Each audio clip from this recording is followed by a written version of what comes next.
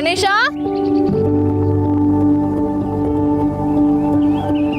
ಗಣೇಶ ಗಣೇಶ ಗಣೇಶ ಗಣೇಶ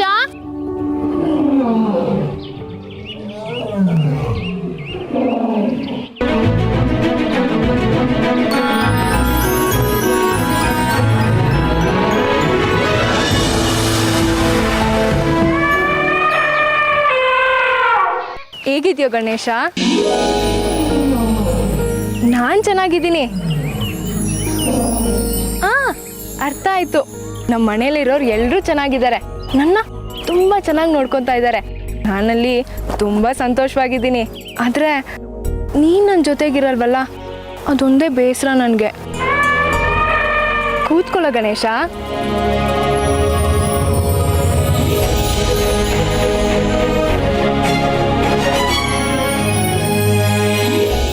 ಏನ್ ಗೊತ್ತಾ, ನೆನ್ಪಾದ ತಕ್ಷಣ ನಿನ್ನ ನೋಡೋದಕ್ಕಾಗಲ್ಲ, ಮಾತಾಡ್ಸೋದಕ್ಕಾಗಲ್ಲ ಅನ್ನೋದೇ ಬೇಜಾರು. ನಾನೇನು ನಿನ್ನ ನೋಡೋದಕ್ಕೆ ಕಾಡೊಳಗಡೆ ಬರ್ತೀನಿ, ಆದ್ರೆ ನೀನ್ ನನ್ನ ನೋಡೋದಕ್ಕೆ ಊರೊಳಗಡೆ ಬರೋದಕ್ಕಾಗಲ್ವಲ್ಲ.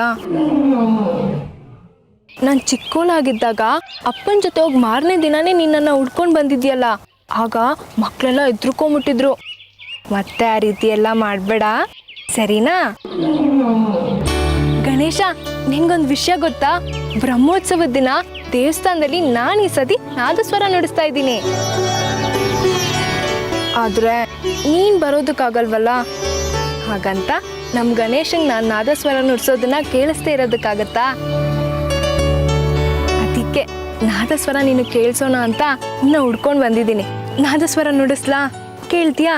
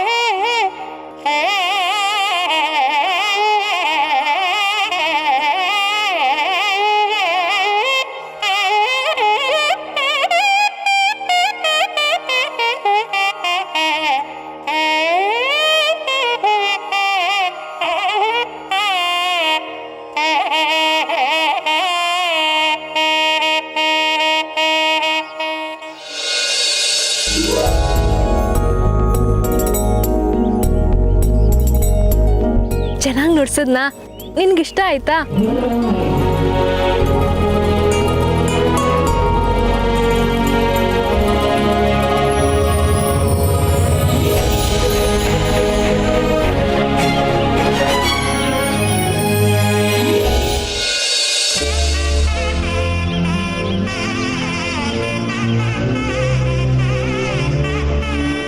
ನಾನಿನ್ ಸನ್ನಿಧಾನಕ್ಕೆ ಬರಬೇಕು ಅಂತ ಅನ್ಕೊಂಡಿದ್ದೆ, ನನ್ನ ಕಿರಿ ಮಗನ ಒಳ್ಳೇದಕ್ಕೆ. ಆದರೆ ಅವನು ಆ ಸನ್ನಿಧಾನಕ್ಕೆ ಬರೋದಕ್ಕೆ ಒಪ್ಕೋತಾ ಇಲ್ಲ. ಮನೆಯವ್ರು ಎಲ್ಲರೂ ಅವನ್ನ ಒಪ್ಸೋದಕ್ಕೆ ಪ್ರಯತ್ನ ಮಾಡಾಯ್ತು. ಈಗ ನೀನೇ ಏನಾದರೂ ಮಾಡಿ ಅವನಿಗೆ ಒಳ್ಳೆ ಬುದ್ಧಿ ಕೊಟ್ಟು ಕರೆಸ್ಕೊಳ್ಬೇಕಷ್ಟೆ.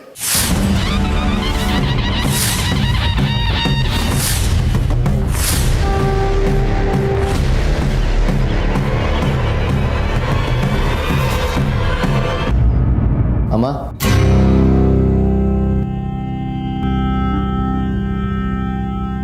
ಸಾರಿ ಅಮ್ಮ, ನನ್ನ ಬಿಹೇವಿಯರಿಂದ ನಿಮಗೆಲ್ಲ ಹರ್ಟ್ ಆಗಿದೆ ಅಲ್ವಾ?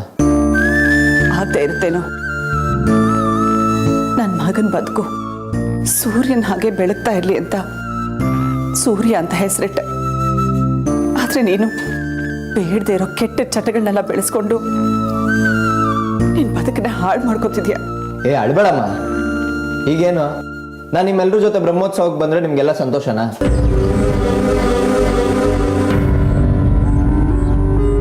ನಿಮ್ಮ ಖುಷಿಗೋಸ್ಕರ ನಾನು ನಿಮ್ಮ ಜೊತೆ ಬ್ರಹ್ಮೋತ್ಸವಕ್ಕೆ ಬರ್ತೀನಿ.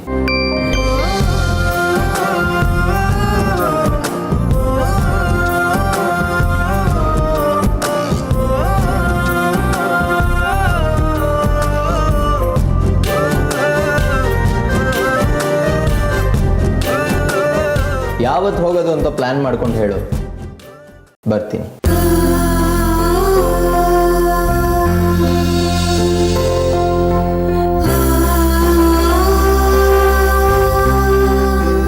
ಗಾಯತ್ರಿ, ಅವಧಾನಿಗಳಿಗೊಂದು ಫೋನ್ ಮಾಡ್ಕೊಡಮ್ಮ.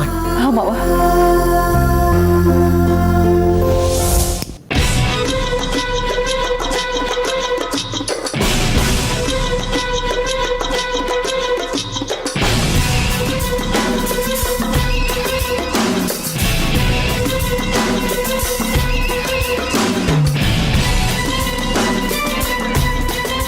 ಡೇಟ್ ಫಿಕ್ಸ್ ಆಯಿತು ಕಣೆ. ನಿನಗೆ 4 ಜನದ ಮುಂದೆ ಅವಮಾನ ಮಾಡಿರೋ ನಿನಗೆ ಇಡೀ ಊರು ಜನದ ಮುಂದೆ ಅವಮಾನ ಆಗಬೇಕು. ಹಾಗೆ ಮಾಡ್ತೀನಿ. ತಲೆ ಎತ್ಕೊಂಡು ಓಡಾಡಬಾರ್ದು.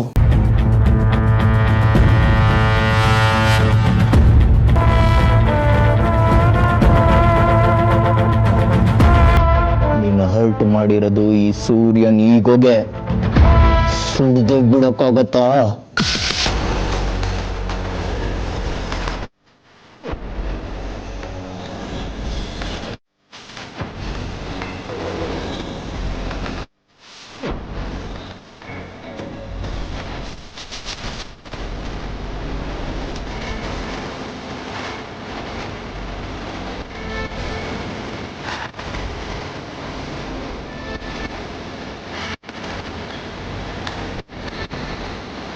ಬ್ರಹ್ಮೋತ್ಸವದಲ್ಲಿ ಆ ಹುಡುಗಿ ಮುಖಾಮುಖಿ ಆದ್ರೂ ಆಗ್ಬಹುದು.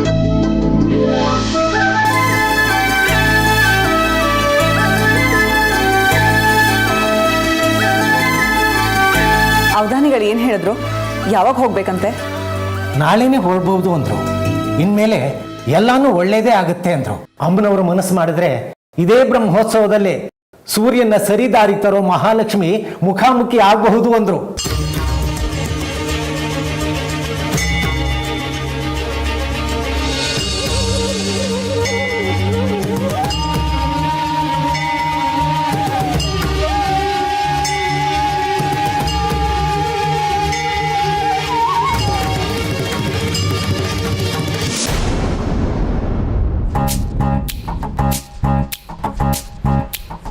ನೀವು ಬಂದ್ರ ದೇವಸ್ಥಾನಕ್ಕೆ? ನೀನ್ ನೋಡಕ್ ಬಂದೆ. ಯಾಕೆ? ನೀನೇ ಹೇಳು ನೋಡೋಣ. ಬ್ರಹ್ಮೋತ್ಸವ ದಿನ ಹತ್ರ ಬರ್ತಾ ಇದೆ, ನಾದಸ್ವರ ಪ್ರಾಕ್ಟೀಸ್ ಮಾಡೋಣ ಅಂತ ತಾನೆ?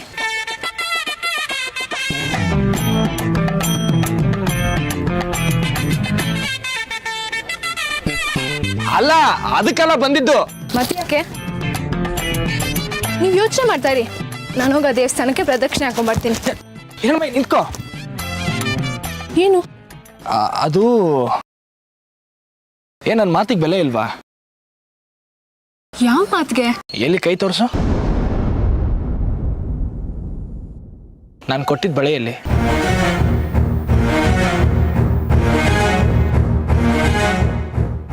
ನನ್ನ ಮಾವನ ಬಲವಂತಕ್ಕೆ ನೀನು ಆ ಬಳೆಗಳನ್ನ ಹಾಕೊಳ್ಳೋದು ನನಗಿಷ್ಟ ಇಲ್ಲ. ಒಡೆದಾಕುವ ಬಳೆಗಳನ್ನ.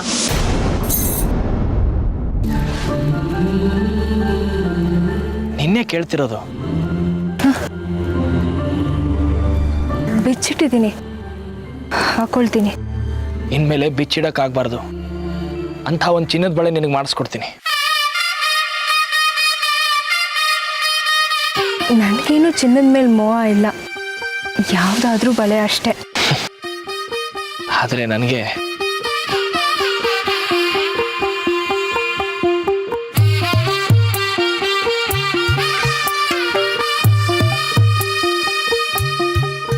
ನಾನು ಕೊಟ್ಟಿರೋ ವಸ್ತುನ ನೀನು ಹಾಕೊಂಡ್ರೆ ನೀ ನನ್ನವಳು ಅನ್ನೋ ಫೀಲಿಂಗು.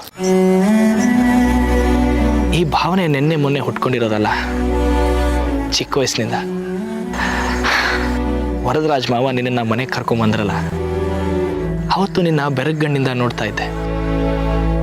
ಯಾವತ್ತು ಯಾರನ್ನು ಅತಿಯಾಗಿ ಹಚ್ಕೊಳ್ದಿರೋ ನಾನು ಬರ್ತಾ ಬರ್ತಾ ಹಿರಣ್ಮಯಿ ಒಬ್ಳಿದ್ರೆ ಸಾಕು ಅನ್ನೋಷ್ಟ್ರ ಮಟ್ಟಿಗೆ ನನ್ನ ಮನಸ್ಸನ್ನು ನೀನು ಆವರಿಸ್ಕೊಂಡ್ಬಿಟ್ಟೆ.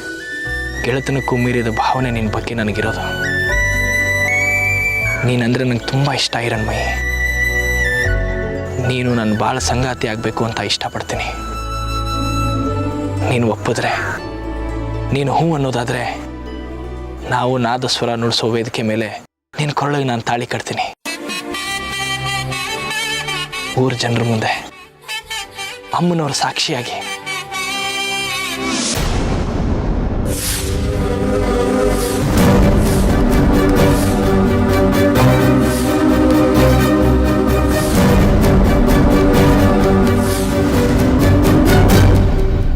ಕಾತ್ಯಾಯಿನಿ, ನೀನ್ ಯಾವಾಗ ಬಂದೆ? ನಿನ್ ಪ್ರೀತಿನ ಹೇಳ್ಕೊತಿದ್ದಲ್ಲ, ಆಗ್ಲೇ ಬಂದೆ. ಅದು ನಾನು ಹೇಳಿದ್ದು ನನಗಲ್ಲ, ಹಿರಣ್ಮಯಿಗೆ ಅಂತ ಗೊತ್ತು. ನಾನು ಬರ್ತಿದ್ದ ಹಾಗೆ ಅವಳು ಹೋದ್ಲು. ನಿನ್ ಪಾಡೆ ನಿನ್ ಮನ್ಸಿನ ಮಾತುಗಳನ್ನ ಹೇಳ್ದೆ, ಅದನ್ನ ನಾನು ಕೇಳಿಸ್ಕೊಂಡೆ.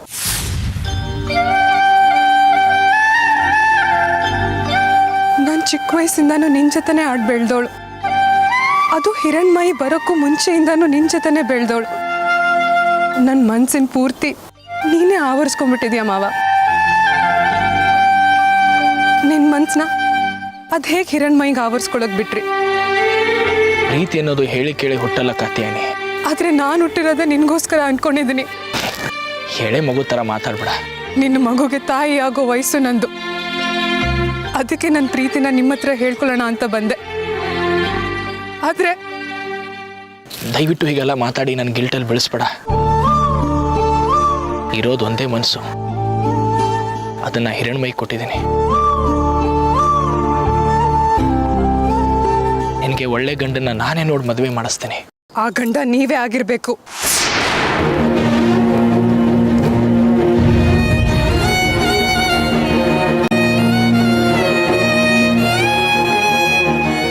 ಅದು ಸಾಧ್ಯ ಇಲ್ಲ ಕಾತ್ಯಾಯಿನಿ. ನೀ ನನ್ನ ಮಾವನ ಮಗಳಾದರೂ ನಿನ್ನ ಬಗ್ಗೆ ಯಾವತ್ತೂ ನನಗೆ ಆ ಥರ ಭಾವನೆ ಇಲ್ಲ. ಮದುವೆ ಅನ್ನೋದು ಯಾರು ಬಲವಂತಕ್ಕೂ ನಡೆಯುವಂಥದ್ದಲ್ಲ. ಅದು ನಡೆದರೂ ಯಾರು ಸುಖವಾಗಿರಲ್ಲ. ನಾನು ಹಿರಣ್ಮಯಿನ ಇಷ್ಟಪಡ್ತಾ ಇದ್ದೀನಿ. ಅವಳು ಒಪ್ಪಿದ್ರೆ ಅವಳ ಜೊತೆನೇ ಮದುವೆ ಆಗೋ ಆಸೆ. ದಯವಿಟ್ಟು ಅರ್ಥ ಮಾಡ್ಕೊ.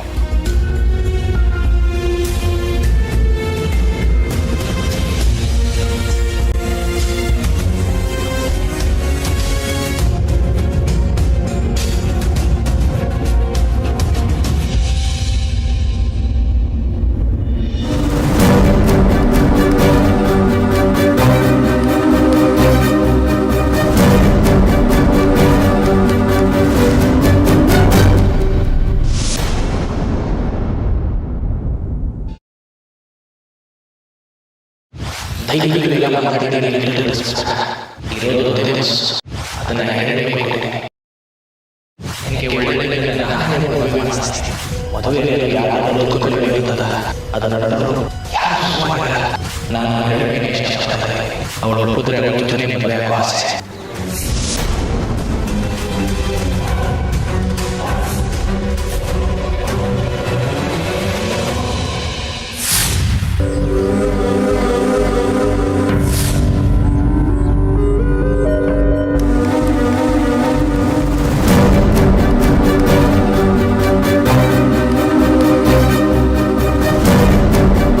ಕಾತ್ಯಾಯಿನಿ, ಏನಾಯ್ತೆ ನಿಂಗೆ? ಯಾಕೆ ಹಿಂಗ್ ಮಾಡ್ತಿದ್ಯಾ? ನೀ ನನ್ನ ಮುದ್ದಿನ ಸೊಸೆ ಅಲ್ವಾ? ಸಂಬಂಧದಲ್ಲಿ ಮಾತ್ರ ನಾನು ನಿಮ್ ಸೊಸೆ. ಆದ್ರೆ ಅನಾಥ ಹಿರಣ್ಮಯಿನೇ ನಿಮ್ಮ ಮಗನ ಹೆಂಡತಿ ಆಗೋದು. ನಿನ್ಗೇನು ಹುಚ್ಚಿಗೆ ಹಿಡಿತಾ? ಹೌದು, ನಿಮ್ಮ ಮಗನ ಅತಿಯಾಗಿ ಹಚ್ಕೊಂಡಿದ್ದೀನಲ್ಲ, ಹುಚ್ಚಿ ನಾನು. ನೀನು ತೊಟ್ಲಲ್ಲಿದ್ದಾಗ ಅಣ್ಣನ ಮಾತ್ಕೊತಿದ್ದೆ ನೀ ನನ್ನ ಸೊಸೆ ಅಂತ. ಅದು ಶಿವಮ್ಮ ಗೊತ್ತು, ನಿಂಗೂ ಗೊತ್ತು. ಆದ್ರೂ ಅದೇನು? ನಿಮ್ಮ ಮಗನ್ಗೆ ನಿಮ್ ಮಾತು ಲೆಕ್ಕಕ್ಕಿಲ್ಲ. ಇವತ್ ಬೆಳಿಗ್ಗೆ ಅವನೇ ನನಗೆ ಹೇಳ್ದ. ಏನಂತ? ಅವನಿಗೆ ಹಿರಣ್ಮಯಿ ಕಂಡ್ರೆ ಇಷ್ಟ ಅಂತೆ.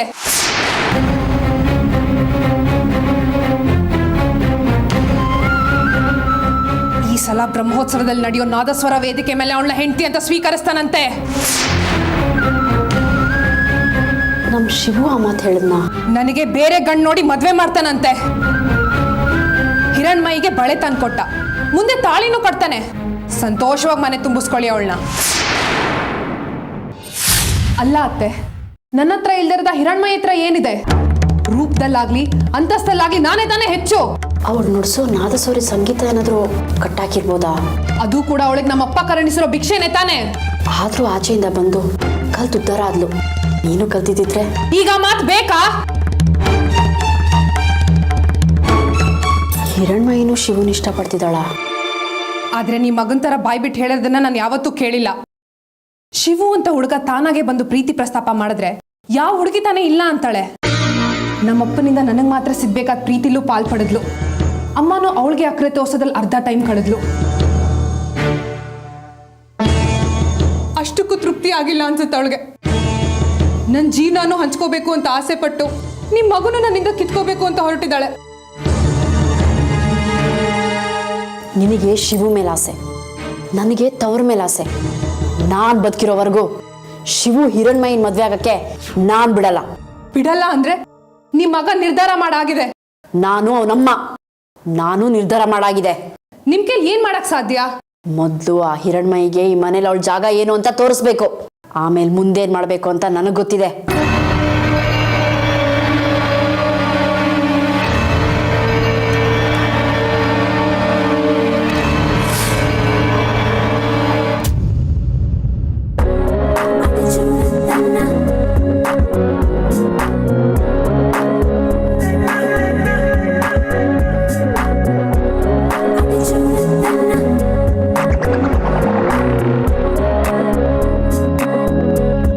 ಯಾಕೆ ಹೇಗಿದ್ಯಾ? ಸೂರ್ಯ ಸರ್ ಜೊತೆ ಲಾಂಗ್ ಡ್ರೈವ್ ಹೋಗ್ಬಿಟ್ಟು ಬಂದ್ರೆ ಖುಷಿಯಾಗಿರ್ಬೇಕಲ್ವಾ? ಪ್ರತಿ ಸಲ ಸೂರ್ಯನ ಜೊತೆ ಆಚೆ ಹೋದಾಗ ಫ್ರೀ ಟ್ರಿಪ್ಪು, ಕಾಸ್ಟ್ಲಿ ಗಿಫ್ಟ್ಸು ಎಲ್ಲ ಸಿಕ್ತಿತ್ತು. ಆದರೆ ಈ ಸಲ ಹಂಗಾಗ್ಲಿಲ್ವೇ? ಒಂದು ಹಳ್ಳಿ ಹುಡುಗಿ ಅವ್ರನ್ನೆಷ್ಟು ಕಂಡಮ್ ಮಾಡಿ ಮರ್ಯಾದೆ ತೆಗೆದ್ಲು ಗೊತ್ತಾ?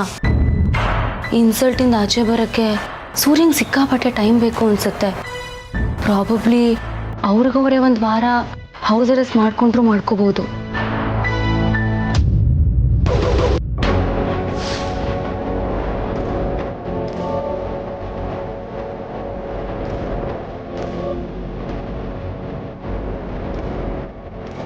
ಸೂರ್ಯ ಸರ್